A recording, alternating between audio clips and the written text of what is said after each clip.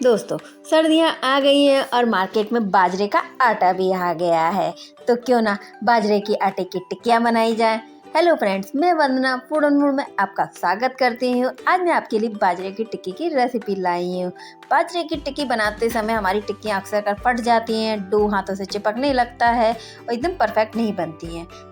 तो अपने डो को परफेक्ट बनाने के लिए और टिक्कियों को परफेक्ट बनाने के लिए वीडियो को लास्ट तक जरूर वॉच कीजिएगा बिना स्किप। आइए वीडियो स्टार्ट करते हैं। इस रेसिपी को बनाने के लिए सबसे पहले हमने यहाँ बाउल ले लिया है। बाउल में हमने यहाँ गुड़ डाल देंगे, यानी कि जैगरी डाल देंगे और इसमें आधा गिलास पानी डाल देंगे। यहाँ हम कोई चाशनी नहीं बनाएंगे, यहाँ हम गुड़ का एक सिरप बनाएंगे। तो हाई फ्लेम कर देंगे गैस की और ये देखिए गुड़ हमारा मेल्ट हो गया है। तो अब इसको हम ठंडा होने देंगे और गैस को ऑफ कर देंगे। यहाँ पर हमने एक बड़ा सा बर्तन ले लिया है, एक कटोरी बाजरे का आटा ले लिया है, ये दूसरी कटोरी बाजरे का आटा जा रहा है और यहाँ हमने थोड़े से तिल ले लिए, सफ़ेद तिल है। तो फ्रेंड्स, सर्दियाँ आ गई हैं, बाजरे का आटा मार्केट में बहुत आसानी से मिल जाता है।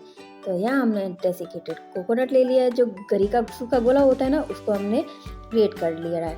अब सभी चीज़ों को अच्छे से मिक्स करेंगे आटे में हाथों से। फ्रेंड्स, हमें गुड़ की क्वांटिटी और बाजरे के आटे की क्वांटिटी, यानी कि हमें बाजरे का आटा यदि 300 ग्राम ले रहे हैं तो गुड़ हमें 100 ग्राम लेना है, यानी कि 1/3 गुड़ लेना है आटे से। तो जो हमने गुड़ का सिरप बनाया था वो ठंडा हो गया है, तो इसको अब हम आटे में अच्छे से मिक्स करेंगे।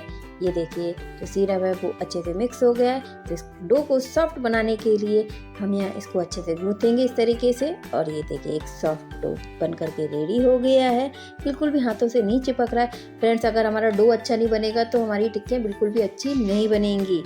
तो आप डो बनाते समय इन सब चीज़ों का ज़रूर ध्यान रखें।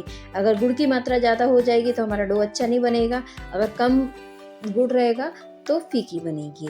तो अब हमने एक गोल गोल कर लेंगे हाथों से और हल्के से हाथों से हथेली से प्रेस करेंगे इस तरीके से और पाम से इसको बढ़ाते चलेंगे, पाम की सहायता से। ये देखिए इस तरीके से।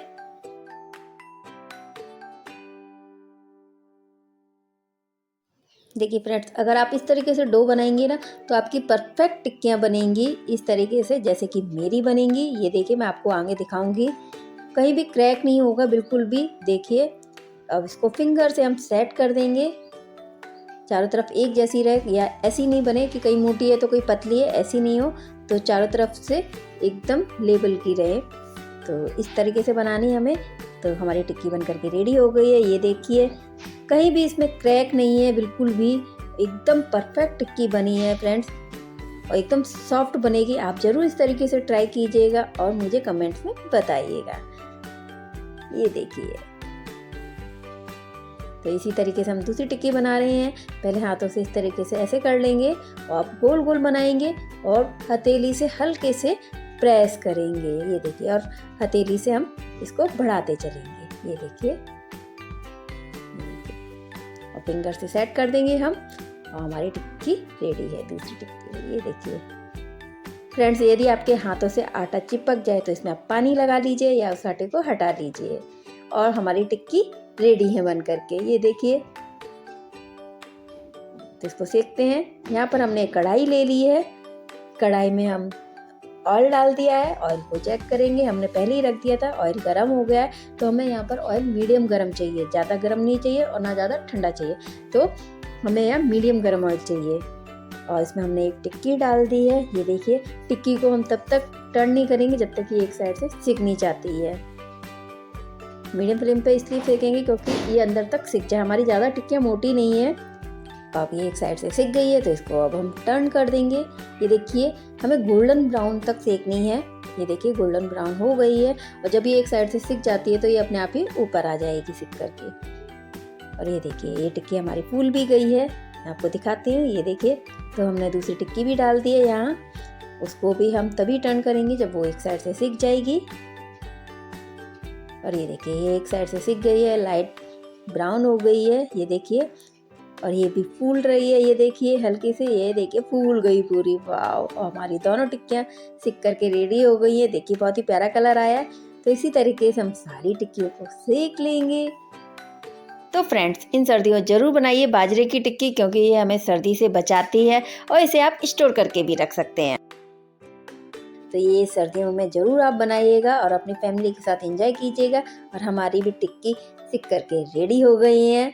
देखिए एकदम परफेक्ट बनी है हमारी सारी टिक्कियाँ, कहीं भी क्रैक नहीं है। और मैं आपको एक तोड़ के भी दिखाती हूँ। ये देखिए काफ़ी सॉफ्ट है और ऊपर से उतनी ही कुरकुरी हैं। और ये देखिए कहीं भी कच्चा आटा नहीं है, बिल्कुल सिका हुआ आटा है, क्योंकि हमने ज़्यादा मोटी नहीं बनाई थी और ना ज़्यादा पतली, बिल्कुल सही बनाई थी। तो इसे आप दही के साथ ले सकते हैं या आलू टमाटर की सब्ज़ी के साथ खाइएगा, बहुत ही टेस्टी लगती है। मैं तो इसे दही के साथ खाती हूँ, मुझे बहुत ही अच्छी लगती है। और फ्रेंड्स, ये बच्चे तो इसे कुकी समझ के खाते हैं। आप इसे स्टोर करके भी रख सकते हैं किसी भी एयरटाइट डिब्बे में। तो फ्रेंड्स, कमेंट करके बताइए आपको ये रेसिपी कैसी लगी। फ्रेंड्स, वीडियो पसंद आने पर वीडियो को लाइक ज़रूर कीजिएगा। यदि आप मेरी वीडियो को YouTube पर देख रहे हैं तो चैनल को सब्सक्राइब जरूर कर लीजिएगा, साथ में बेल आइकन प्रेस कर लीजिएगा, जिससे मेरी नई रेसिपी का नोटिफिकेशन आपको तुरंत मिल सके। और यदि वीडियो को आप फेसबुक पर और इंस्टाग्राम पर देख रहे हैं तो पेज को फॉलो कर लीजिएगा, साथ में वीडियो को लाइक शेयर जरूर कीजिएगा। आगे ऐसी ही सिंपल या डिलीशियस रेसिपी के साथ फिर मिलेंगे, तब तक के लिए bye bye, take care, thanks for watching.